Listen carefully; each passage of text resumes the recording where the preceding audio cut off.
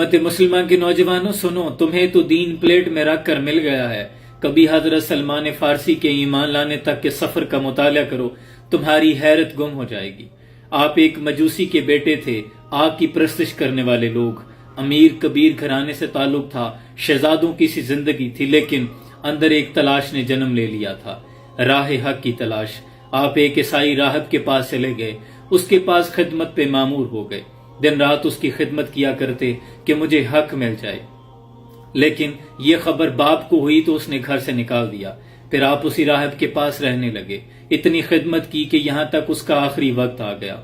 आखिरी वक्त में वो राहिब कहने लगा कि बेटा, तुमने मेरी बड़ी खिदमत की है, ऐसा करो गमूरिया चले जाओ, वहां मैं एक राहिब को जानता हूं, वो तुम्हारे राह हक की तलाश में तुम्हारी मदद कर सकता है।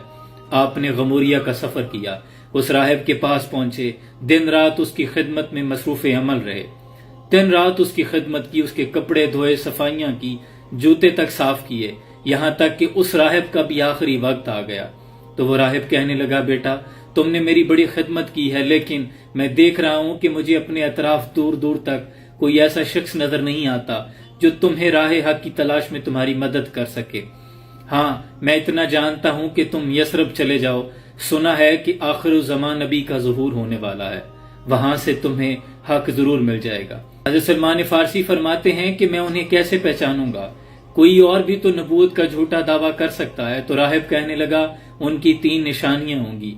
पहली निशानी तो ये है कि सदका कबूल नहीं करेंगे, दूसरी निशानी ये होगी कि हदिया तोहफा कबूल कर लेंगे, और तीसरी निशानी ये होगी कि 2 कंधों के दरमियान पुश्त पे मोहरे नबूवत होगी, वही अल्लाह के सच्चे रसूल होंगे। हज़रत सलमान फारसी कहते हैं कि फिर तड़प राह हक की और बढ़ गई थी। मैंने वहां से यसरब के सफर का आगाज किया। रास्ते में चूंकि तन्हा था, कुछ लोगों ने मुझे पकड़ लिया, गुलाम बना लिया, लेकिन मेरे नसीब अच्छे कि उन्होंने मुझे आके यसरब में बेचा। एक यहूदी ने मुझे खरीद लिया, वो मुझे मारता भी था और अपने बाग में मुझसे काम करवाया करता था। कहते हैं मैं उसकी खिदमत में रहा, काफी देर तक काम करता रहा। फिर एक रोज जब मेरी आंख खुली, उस रोज हवाएं और ही पैगाम सुना रही थी। हवाएं बड़ी पुरसोज थी और दरख्त चमक रहे थे। मुझे कुछ और ही महसूस हो रहा था कि आज कुछ खास होने वाला है। अब अंदर भी राह हक की शमा रोशन थी। कहते हैं मैं खजूर के ऊपर चढ़ा, खजूरें तोड़ रहा था कि नीचे वो जो मेरा आका था यहूदी, उसका भाई आकर कहने लगा कि सुना है तुमने कुछ? तो वो कहने लगा कि क्या हुआ है? तो वो कहने लगा कि सुना है वो जिन्होंने नबूवत का दावा किया था ना, वो यसरब आ गए हैं। यसरब बीमारियों का गढ़ था, लेकिन हुजूर के कदम मुबारक की निस्बत से मदीना बना, बीमारियों से पाक कर दिया अल्लाह ने। तो कहने लगा कि सुना है वो यसरब आन पहुंचे हैं। हजरत सलमान फारसी कहते हैं मैं धड़ाम से नीचे आया, मैंने आकर पूछा कि क्या कहा, तो मेरे मालिक ने मेरे मुंह पे थप्पड़ मार दिया।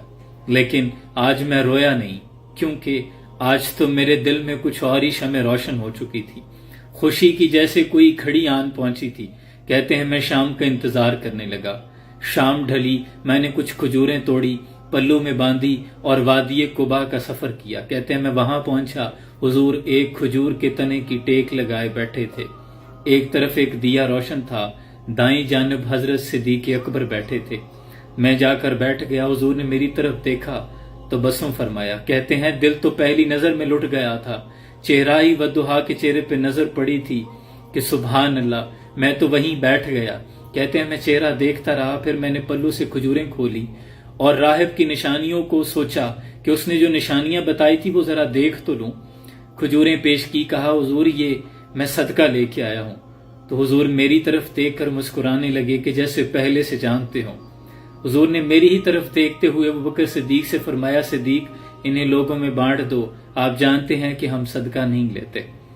हजरत सलमान फारसी कहते हैं कि पहली निशानी तो पूरी हो गई और चेहरा भी, सुभान अल्लाह, मैं वापस तो लौट आया, लेकिन रात भर सो न सका। दिन भर जल्दी से काम करता रहा, शाम का इंतजार करता रहा। अगले रोज फिर शाम को कुछ खजूरें बांधी, फिर हुजूर की बारगाह में हाजिर हो गया। खजूरें पेश की कि हुजूर तोहफा लाया हूं। हुजूर ने मेरी तरफ देखा तो मुस्कुराने लगे। हुजूर ने तनावुल फरमाई। सलमान फारसी फरमाते हैं कि शायद मुझे नहीं पता, हुजूर ने 10-11 खजूरें तनावुल फरमा ली। मैं बड़ा खुश हुआ, अब दूसरी निशानी भी पूरी हो चुकी थी। لیکن اس روز واپس جانے کو دل نہ کرے۔ حضور کی محفل میں جو قلبی اطمینان مل رہا تھا وہ اس سے پہلے دل نے محسوس نہیں کیا تھا۔ بڑا مشکل سے ہو کر میں اٹھ کے آیا، پھر اگلے روز جب میں جانے لگا تو دل طرح طرح کے منصوبے بنانے لگا کہ 2 نشانیاں تو جو راہب نے بتائی تھی وہ پوری ہو گئی ہیں، اب تیسری نشانی کا کیسے پتہ کروں گا؟ اب جا کر یہ تو نہیں کہہ سکتا کہ حضور اپنی پشت دکھائیں، یہ تو بے ادبی شمار ہوگی۔ دل میں یہ خیال آئے کہ کاش ہوا چلنے لگے اور حضور کی چادر ہٹ جائے تو میں مہر نبوت دیکھ لوں۔ کہتے ہیں اس روز جب میں پہنچا تو حضور مسجد نبوی جہاں آج ہے وہاں موجود تھے، جنت البقیع میں تھے۔ تو میں وہاں پہنچا، حضور کی خدمت میں بیٹھنے لگا تو حضور نے فرمایا کہ سلمان سامنے نہیں، تم پیچھے آ کے بیٹھو۔ قربان جاؤں، قطرے کو سمندر، ذرے کو ستارہ کرتے ہیں، کونین کو خم آ جاتا ہے جب زلف سنوارا کرتے ہیں۔ اور جڑے محرم راز حقیقتاں دے اور راز حقیقت کھول دے، نہیں جنہ نہیں ویکھیا ہوتے کرن گلاں، جنہ ویکھ لیا ہوتے بول دے نہیں۔ حضرت سلمان فارسی پیچھے جا کر بیٹھے، حضور نے خود ارادتاً اپنی چادر ہٹائی اور کہا سلمان دیکھ لو جو دیکھنے آئے تھے۔ اللہ اکبر۔ حضرت سلمان فارسی کی جب مہر نبوت پر نظر پڑی تو دوڑ کے برق رفتاری سے حضور کی پشت مبارک کو گلے لگا لیا، مہر نبوت کو چومنے لگے، اتنا چومتے گئے کہ خود حضور نے آپ کے بازو کو پکڑ کر آگے کیا اور کہا سلمان بس بھی کرو۔ تو حضرت سلمان عرض کرتے ہیں یا رسول اللہ صلی اللہ علیہ وآلہ وسلم، حضور میں نے بڑا سفر کیا ہے، حضور میں نے بڑی ماریں کھائی ہیں، شام سے اصفہان، پھر موصل، پھر غموریہ، پھر یثرب پہنچا ہوں، حضور میں نے بڑے لوگوں کے کپڑے دھوئے ہیں، حضور بڑے لوگوں کے جوتے صاف کیے ہیں آپ تک آنے کے لیے۔ حضور نے میرے ماتھے پہ بوسہ دیا اور فرمایا کہ پڑھو پھر لا الہ الا اللہ محمد رسول اللہ، اور یوں حضرت سلمان فارسی کا یہ سفر مکمل ہوا۔ ایمان لانے کے بعد جو قربانیاں پیش کی وہ تو وراء الورا ہیں۔ میرا افسانہ حیات پڑھنے والوں، کہیں کہیں سے یہ قصہ پڑھا نہ جائے گا، اگر پڑھنا شروع کریں تو آپ کی ہچکی بن جائے گی۔ اے امت مسلمہ کے نوجوانوں، کیا ہم نے کبھی ایمان کی اتنی فکر کی ہے؟ ہمیں تو یہ پلیٹ میں رکھ کر مل گیا ہے، ہمیں تو اس کی کوئی قدر نہیں ہے۔ اللہ ہمیں اس کی صحیح معنوں میں قدر کرنے کی توفیق عطا فرمائے۔ سلام پہنچے۔